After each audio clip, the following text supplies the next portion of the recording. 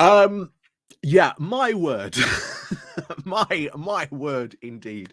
Before we go on to talk about this absolute nail biter, this absolute nail biter of a victory in the West Midlands, because oh my, what a win.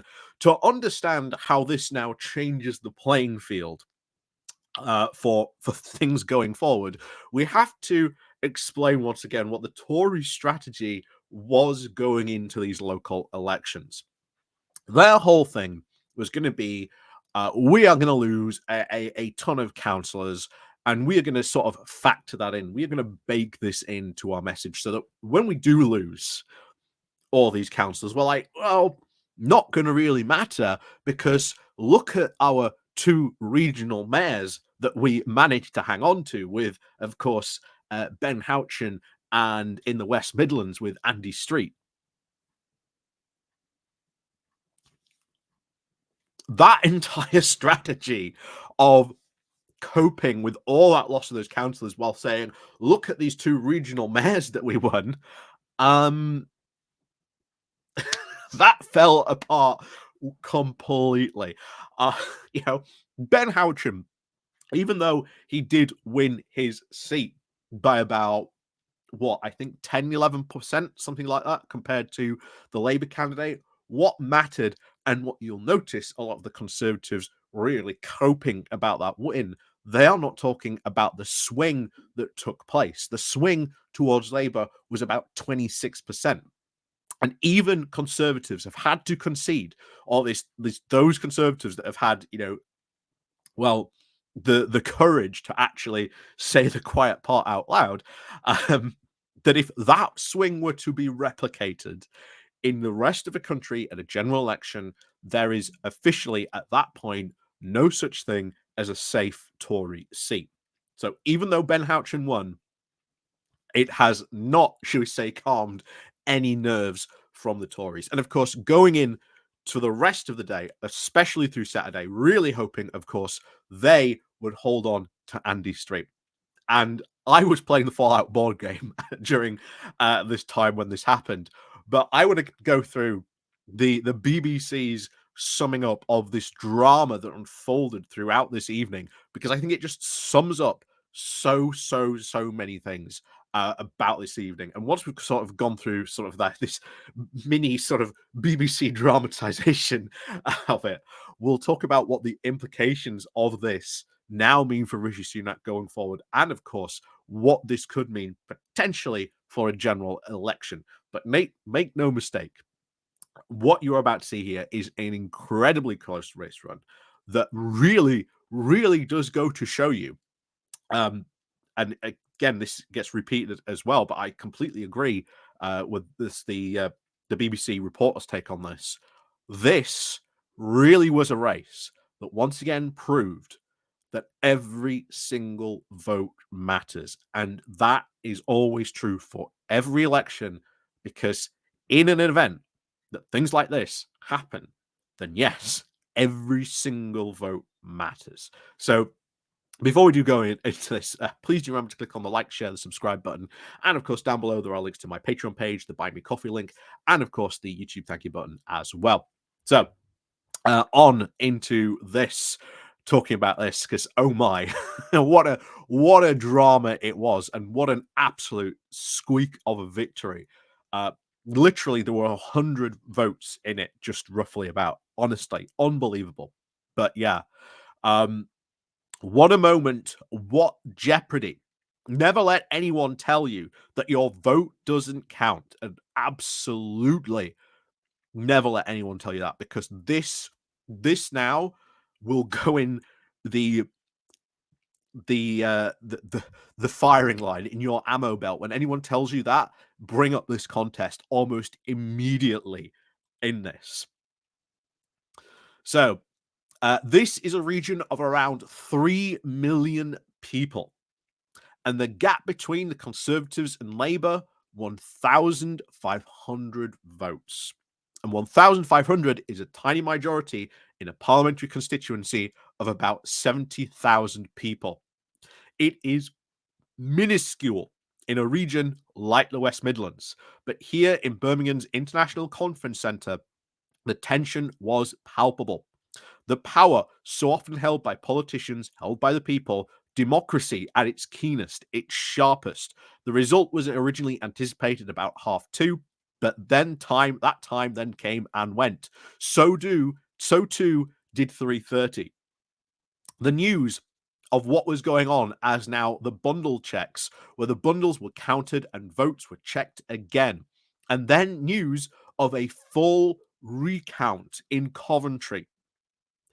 So I checked my phone, like I say, while I was playing the ball game. I was like, holy moly, they're doing recounts. This has to be close. This has to be close. So the Conservative and Labour sources reckoned that there were just around 2,000 votes in it across the entire region. And just after 8 p.m., Labour claimed victory. But we now awaited the official results in Sandwell. And then it came.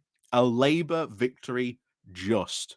The results should not be surprising given Labour's prominence elsewhere in the national poll leads, but this matters because the Conservatives had talked up their prospects. And oh boy, did they talk up their prospects in this.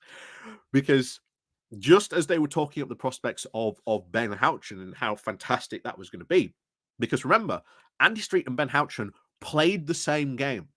Rather than run or even talk about, the Conservatives as a national party, both guys were talking about them and what their achievements were. And for Ben Houchen, he certainly did not have a lot of achievements except talking up how great and wonderful the Tees Valley Freeport was.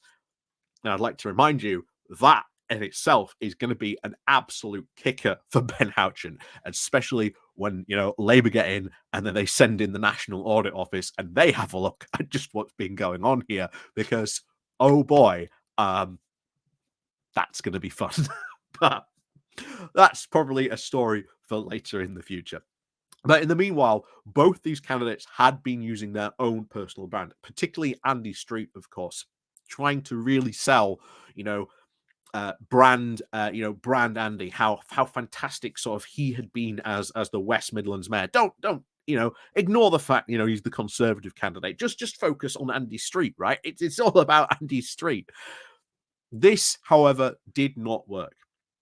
And one of the things that is already coming out in the embers of this, and we'll see if Andy Street himself comes and talks about this, because I would not be surprised if he does not keep silent about this. Remember, at the Conservative Party conference, Andy Street threatened to resign over Sunak's cancelling of HS2. And by the looks of it, the whole reason Street lost was because Rishi Sunak cancelled HS2. This is the message that is now being sent up and down the channels through that race. That the whole reason he lost is because Rishi Sunak cancelled HS2. Proving, by the way, that Andy Street was right about the cancellation, that this would not go down well, not only in his own local polls, but for other regional Conservative MPs. But this spells the exact same fortunes that could now be repeated at a general election, that a lot of these races could now prove to be very, very close. This goes again to show you why tactical voting is really going to matter, and why it is going to be so important for the future of a lot of these things. I honestly think here we have a lot of interesting results to how this is all going to shake out, what pressure this is going to be. You've already got Suella Braverman out doing the round saying that Rishi Sunak needs to take personal responsibility for these results and change direction. What direction is he going to turn, Suella? What direction is he going to do? What is Rishi Sunak going to do? What, honestly, policy is he going to do? And remember, in a couple of weeks' time, the summer recess kicks in. The summer recess will kick in, And that will just give, Rishi Sunak more excuses to do nothing. But ultimately, we are now, I think, the loss of Andy Street will play now, and I think put more pressure onto Sunak. Now, he may not want to do it, but he may find himself in a position, I think this could happen, where he goes, we're not going to call an immediate general election, but Sunak's been saying there's going to be an election the second half of the year. Maybe finally he puts a date on that. Maybe finally he goes, okay, it is going to be in September, it's going to be in October, whatever the date. Maybe he finally says it. Maybe that's the choice that he has now been left with. That even if he does put a date on it, at that point, that would officially really kick off a general election race, because now there's going to be a general election race on that date. But the other thing that could come out of it is maybe Sunak instead decides to run a shorter race. Maybe he does trigger a summer election, because the Conservatives historically have done somewhat quite well in short period, general election races. And this is one of the things that Labour has been preparing for since last year. The possibility that the Conservatives, just out of nowhere, might call a sudden general election. And historically, when they've done that, they have, well, in some cases they've done all right. In some cases they've, managed to hold on to power. But that has been their strategy in the past. Maybe Sunak decides to do that. But as always, and we say this now, people always ask, when do you think the next general election is going to be? Honestly, at this point, after this, all bets are off as to when it could be. I think it has to be now. All bets are off, because it's going to be either or one of those two options now, I think. But even then, who knows? Maybe we could have a January general election. The only person who really knows when the next general election is going to be is Rishi Sunak. Unfortunately, none of us are mind readers to be able to get that information from him. But hey, there's going to be a lot of pressure now put on Rishi Sunak from every single possible avenue. And, well, now we see what he does. But as I've said before, Rishi Sunak is not a good leader. And when the Conservatives have put themselves into such a furore in the past, they have not made good decisions, not made good policy, and made some absolute terrible decisions. So we can only hope that that's what the outcome ends up being. So, as always, thank you very much for watching. And of course, as always, we'll see you all next time.